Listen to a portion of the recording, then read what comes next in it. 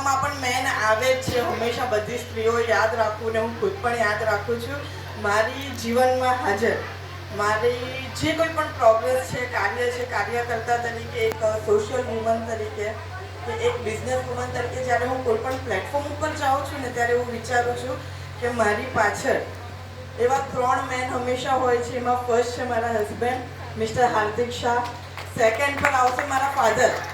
Second પર એટલે કે જ્યાર સુધી એક ફાધર તરીકેની જેટલી પણ પ્રગતિની વસ્તુ હતી, એક ચિંતાની સાથે અમને પૂરી કરી છે. ગણાવીને આગળ વધાર્યા, બધું કર્યું.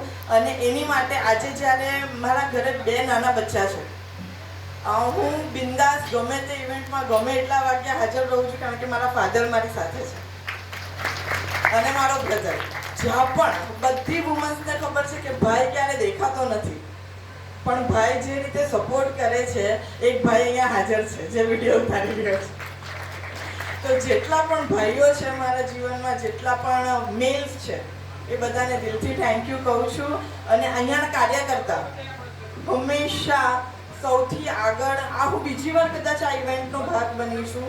આ ઇવેન્ટમાં બીજી વાર આવી છું અને સરપ્રાઇઝલી આજે અમને માઇક પકડાવી દીધું છે. મને ખબર નથી મારે અહીંયા શું બોલવાનું છે, ક્યાં બોલવાનું હતું, શું હતું, પણ મને બહુ ગર્વ થાય છે જ્યારે આ પુરુષો એક મહિલા માટે કામ કરે છે. ને એવું નથી કે આજે ફિમેલ્સ માટે કામ કરે છે બિકોઝ ઓફ વુમન્સ ડે છે.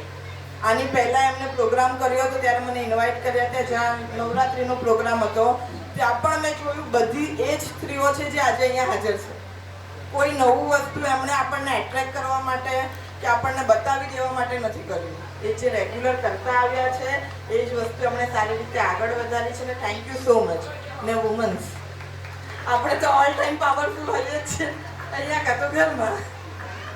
ચાલવાનું નથી વુમન્સ વગર. અને જે વુમન્સનું તમે સન્માન કરીએ છીએ એની માટે અમે તમારા આભારી છીએ. Thank you so much.